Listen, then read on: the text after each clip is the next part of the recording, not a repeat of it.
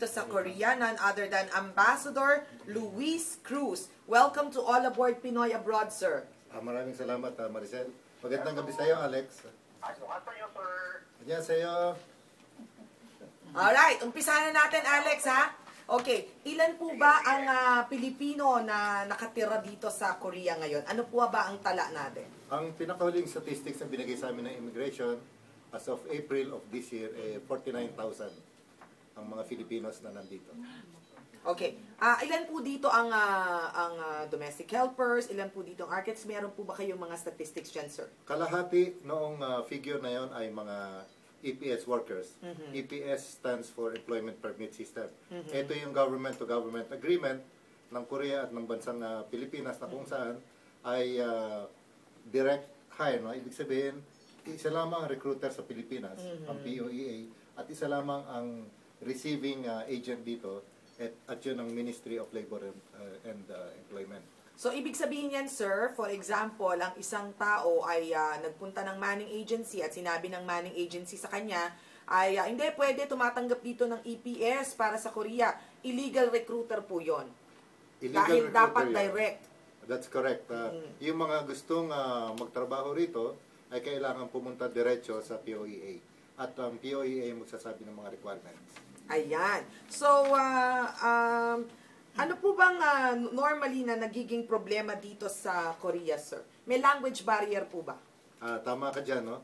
Ang pinakaunang problema ng mga kababayan natin dito, whether factory workers sila, professionals, o mga asawa ng mga Koreano, ay yung communication na problem, no? Dahilan sa hindi naman lahat ng majority ng mga Koreano hindi naman marunong mag-English. At yung mga kababayan natin, lalo na yung mga bagong dating, ay hindi pa naman hasa sa lingwahe dito. So kaya kadalasan doon nagsisimula ang problema. So alam ko po, 'di ba may PIDOS tayo diyan sa OWA. Tinuturo ko ba 'yan sa PIDOS, yung Korean language na 'yan? Ganito 'yon, doon sa EPS system ay isa sa mga requirements ay dapat ipasa nila ang language test. So yun lamang papasa ng language test ang ilalagay sa roster.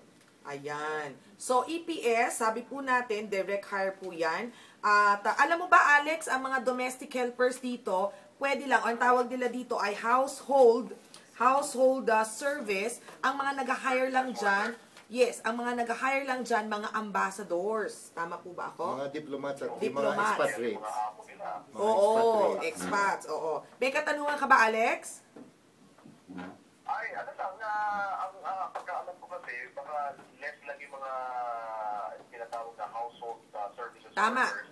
Ang alam ko din, yung mga pupunta din sa South Korea ay mga white-collar jobs, yung mga professionals, di ba? Yes, at saka factory workers. Majority, Alex, yung mga factory workers. Maker ng sasakyan dyan, di ba? Sikat ng Korea. Correct, oo. So anyway, sir, matanong ko nga lang po, nasabi na natin yung normal na problema dahil maliit naman po ang crime rate natin dito sa Korea, no? At bihi-bihira, no? Naririnig ko, Alex, na meron ditong mga nagkakaroon ng problema na OFW natin, no? In fact, mas marami akong nakikita at nakakausap, nakakahalubilo na mga successful na mga workers dito sa Korea, no? Ano-ano po ba yung mga ginagawa ng inyong tanggapan para po sa Filipino community dito sa Korea? Unahin ko na siguro, Maricel, yung pinagkakaabalahan namin ngayon. No? Mayroon kaming, kasi pinag-usapan natin yung problema. No? So we have identified 3 issues na gusto namin i-address sa pamamagitan ng paggawa ng instructional video. So sa ngayon ay mayroon kaming ginagawang video sa 3 areas para i-address yung nakikita namin na 3 malaking problema. No? Ano po? Unang-una, yung itong EPS, while nakatanggap itong EPS program na ito ng United Nations Public Service Awards, ngunit sa kagandahan ng programang ito ay hindi natin maalis na magkakaroon din ng ilang problema. Katulad ng, sa ngayon ay limited lamang ang tenure, no? O ang sojourn ng mga EPS workers. Maximum ng 6 years, no? Ngayon, dahil sa napakaganda nga ng terms nito, ay yung ibang kababayan natin ay reluctant nga na umuwi dahilan sa hindi nga sila handa sa pag-uwi.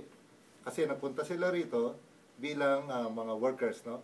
Ngunit pagkatapos ng kontrata nila, ang expectation sa kanila ng ating ating bansa, ng kanilang mga pamilya, ay magiging entrepreneur sila. So kaya itong instructional video namin ay upang i-address yung gap na yon. Mayroon kaming financial education program na video. Pangalawa, yung sa mga spouses naman, nabanggit natin kanina yung communication, ano. Mayroon din kaming ginagawa na video ngayon para ipaalam sa mga gustong magpunta rito sa Korea upang makapangasawa ng mga Koreano kung ano ang dapat na mga paghahanda na gagawin nila. Isa na yung binibigyan namin ng stress, yung pag-aaral nila ng Korean language. Pangatlo, dahil yan sa ngayon ay mayroon ng 7,800 na mga Filipinas na married sa mga Koreans, no? At marami sa kanila ay may mga anak na. Ang isa namang gusto naming i-address ay ang kaalaman nitong mga bata na ito na Filipino-Koreans tungkol sa kultura ng ating bayan. Dapat hindi nakakalimutan yun, ha? Oo, tama. Kaya ang aming instructional video naman na ginagawa tungkol sa Philippine history and culture ay para ika nga maengganyo ang mga bata na manood, ay gagawin namin itong animated. Ayun, alright. Ano yung pang-apat? Yung pang-apat ay kaugnay doon sa unang video sa financial education. Ito naman yung business opportunities in the Philippines at saka dito na rin. Palagi ko mamaya ay mayroon kang interview na meron tayo. Mayroon kang interview na isang Pilipina rito na nagtagumpay at naging negosyante rito. Anyway, Ambassador, huling mensahe nyo po para sa ating mga kababayan dyan sa Pilipinas at dito rin sa mga nanonood dito sa Korea at nakikinig. Unang-una, Alex, ay nagpapasalamat ako at nabigyan mo ng daan na ako ay makipag-ugnay sa mga pamilya ng mga Pilipino na nandirito sa Korea. At pangalawa, ay ako ay nagagalak at gusto na maipahatid sa inyo ang magandang estado ng ating mga kababayan dito. At sana ay sa pamamagitan ng malawak mong programa ay patuloy na maiparating mo sa kanila ang magandang kinalalagyan ng ating mga kababayan dito. Maraming salamat. Alright. Alex. Okay. Kamsahamnida. Kamapsumnida. Babalik ako, Alex. Alright. Ito, meron akong bisita dito sa studio. Ito naman po yung registration. Ang registration po natin ngayon, ginagagalak po nila ay pagkakatanggal po sa ating bansa sa US Human Trafficking.